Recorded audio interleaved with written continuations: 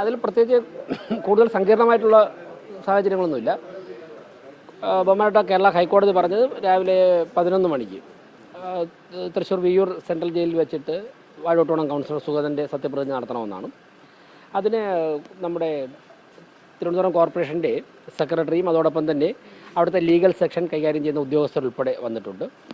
മറ്റു കാര്യങ്ങൾ എല്ലാം തന്നെ ജയിലിൽ അവരിപ്പോൾ രാവിലെ തന്നെ അങ്ങോട്ട് പോയിട്ടുണ്ട്. സൂപ്രണ്ടുമായി സംസാരിച്ച് അതിനുള്ള തയ്യാറെടുപ്പുകൾ ചെയ്തു കഴിഞ്ഞു.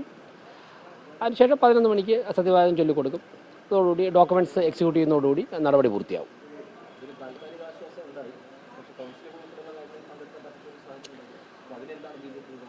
അല്ല, 5 വർഷത്തേക്ക് വളരെ ഭംഗിയായിട്ട് ഭരിച്ച് മുന്നോട്ട് പോവുകയാണ്. അത് കഴിഞ്ഞുള്ള കാര്യങ്ങൾ നമുക്ക് അതിന് ശേഷം പറയാം.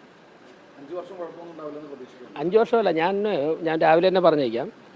ഞങ്ങൾ 2047 ഇന്ത്യ ഏറ്റവും വലിയ സാമ്പത്തിക ശക്തിയൊക്കെ ലോകത്താകുമ്പോഴേക്കും അതിൽ ഏറ്റവും കൂടുതൽ കോൺട്രിബ്യൂട്ട് ചെയ്യുന്ന കോർപ്പറേഷനുകളിൽ ഒന്ന് തിരുവനന്തപുരം കോർപ്പറേഷനായിരിക്കണം 2047.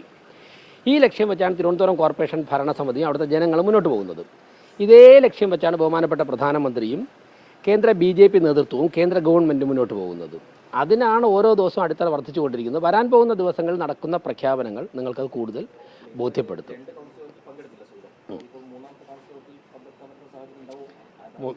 എന്തായാലും വളരെ ഞാൻ ഇന്നലെ തിരുവനന്തപുരത്ത് പറഞ്ഞല്ലോ, ഈ ടേമിൽ ആരും അയോഗ്യരാവാൻ പോകുന്നില്ല. അയോഗ്യരാകുന്ന സാഹചര്യം ഉണ്ടാകാതെ മേയർ എന്നുള്ള നിലയ്ക്ക് സംരക്ഷിക്കും. ഭരണസമിതി എല്ലാവരെയും പരസ്പരം സംരക്ഷിച്ച് തന്നെ മുന്നോട്ട് പോകും. 101 പേര്.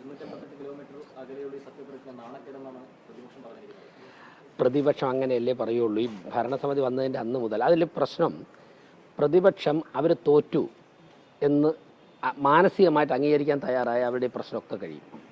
പരാജയപ്പെട്ട വേറെ വലിയ ഡെക്കറേഷനൊന്നും ഇല്ലാതെ ഞങ്ങൾ പരാജയപ്പെട്ടു പോയി, പ്രതിപക്ഷമായിട്ട് പ്രവർത്തിക്കാം എന്ന് അവർ ബോധ്യപ്പെട്ട് കഴിഞ്ഞാൽ ഈ പ്രശ്നങ്ങളൊക്കെ തീരും. അവരുടെ ഈ മാനസിക സംഘർഷത്തിനൊക്കെ ഒരു അയവ് വരും. ഞങ്ങൾ എത്രയോ തവണ തോറ്റിട്ടുണ്ട്. അപ്പോൾ ഞങ്ങളത് അംഗീകരിച്ചിട്ട് വീണ്ടും പ്രവർത്തിക്കുക, അത്രേ ഉള്ളൂ.